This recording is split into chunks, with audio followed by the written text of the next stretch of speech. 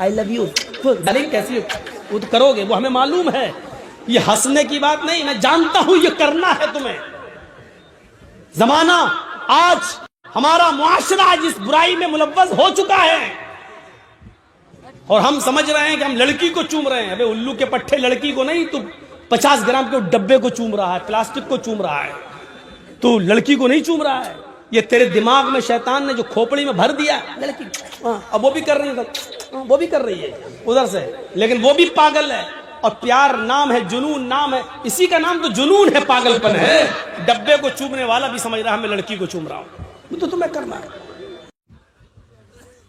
मशवरा दे रहा हूं आपको, हंसिएगा नहीं। वो तो मुझे मालूम है कि यहां से जाने के बाद फिर वही मोबाइल मुंह में लगा के करोगे आई लव यू। इसका कैमरा फिट हो ही नहीं रहा है, लगता है कि ये मौलाना जर्जीस को मोदी बनाकर पेश कर देगा। मोदी कैमरे के सामने कोई आ जाए तो भगा, हट हट, मतलब कैमरे के सामने आने में इतना शौक है उसका। और ये तो बेचारा, इनका कैमरा ही सही नहीं हो रहा, क्या है, लगता है कि जैसे जन्नत से उतरा हुआ कैमरा हो। भैया एक बार फिट कर लो यार, जैसे कर सकते हो एक बार कर लो। हमें इतना शौक नहीं है कैमरे के सामने आने का।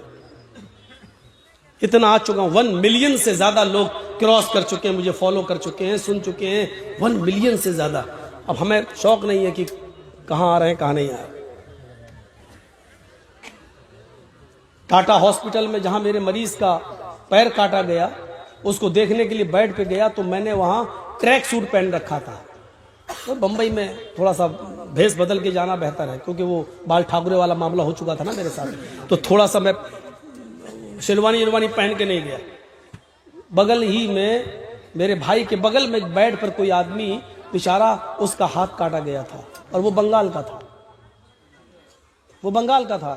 अब वो मुझे बार बार देख रहा है लेकिन कुछ बोल नहीं पा रहा है। जब मैं वहां से अपने भाई को देखकर चला, क्योंकि एक ही आदमी को रहने देते हैं वहां पर, एक मरीज के साथ एक को, तो फिर मैंने कभी उसकी बेटी को कर देता था, कभी मैं चला जाता था। चला आया दूसरे दिन मैं कुछ फल फ्रूट लेके, तो जैसे मैं चला आया तो वो मेरे फुफेरे भाई से कहता है कि ये इनकी शक्ल देखी हुई लग रही थी, अभी जो आए थे।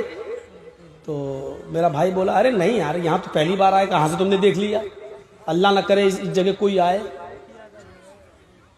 तुम कुछ छुपा रहे हो। देखा मैं क्या छुपा रहा हूँ, तुम बताओ, तुम शक्ल देखी हुई दिख रही है, कहाँ देखी हुई दिख रही है, हम लोग तो इटावा के रहने वाले। इटावा के? हाँ। तुम्हें, वो कहता तुम इटावा के हो? कहाँ? यार मौलाना जर्जीस भी इटावा के। तो फिर मेरा भाई बोलता है कि हाँ तो ये वही तो थे मौलाना जर्जीस। तो कहा तो फिर क्यों बोल रहे हो आप? मैं कह रहा हूं कि इनकी शक्ल देखी हुई लग रही। अरे भाई तुमने थोड़ा मुसाफा करवा दिया होता मेरा। तो उन्होंने कहा इसमें कौन सी बुरी बात है, कल फिर आएंगे।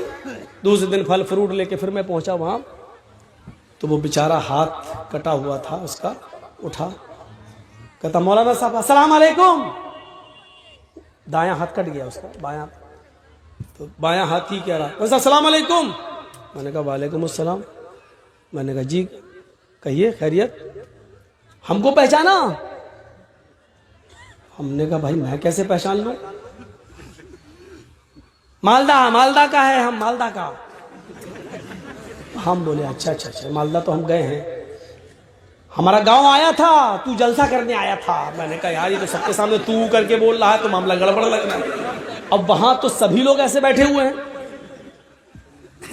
अब सब तो बंगाल के नहीं है कि तू तलाक बर्दाश्त कर ले, वहां सब आप कह के बोलने वाले लोग भी थे।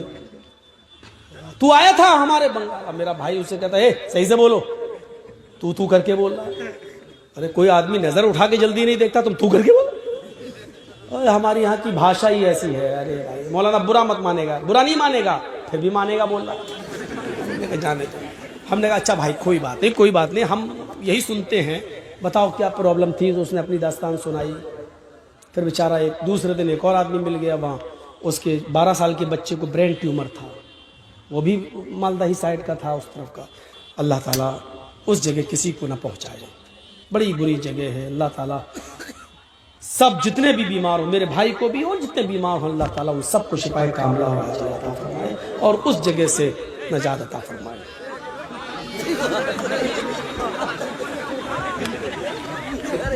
नहीं नहीं नहीं, अब यहाँ गलत हंस रहे हैं आप। वो आदमी थोड़े सा कैमरे में आना चाहता था, शोहरत है, कोई नाम चाहता था अपना कि जर्जीस की तरह मेरा भी नाम हो जाए, तो उसमें कोई बड़ी बात नहीं, ऐसे भी लोग होने चाहिए। अच्छा, आपके यहाँ कहीं पागल खाना है? यहाँ से कितनी दूर है? रांची में? कितनी दूर, तो जाने में भी टाइम लगेगा। खैर, आप लोग इलाज करिएगा। तो सुनिए मेरे भाइयों, फिर अल्लाह के नबी ने क्या फरमाया शराब के बारे में? उम्मुल खबाइस।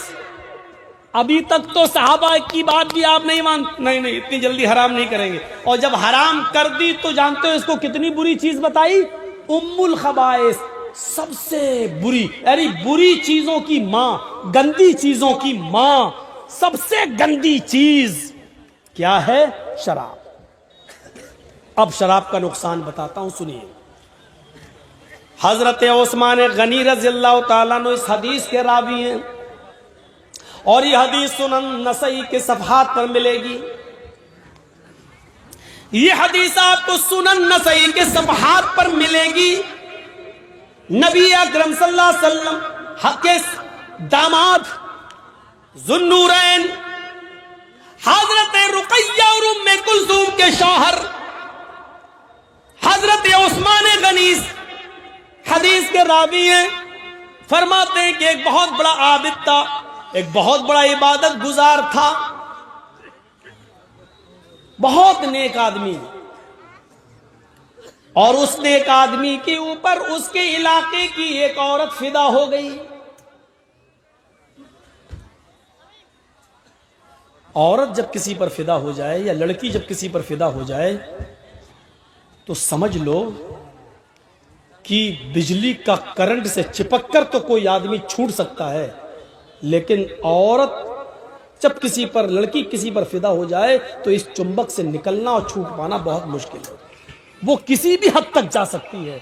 इसलिए कोशिश करो आप कि दूर ही रखा जाए, और जब वो मीठी मीठी बातें करे तो आप उससे सख्ती से बातें करें, उसके दिल में अपनी जगह बनाने की कोशिश ना करें, क्योंकि अगर उसके दिल में जगह बन गई तो बिजली के करंट से तो बच सकते हो, लेकिन औरत के करंट से नहीं।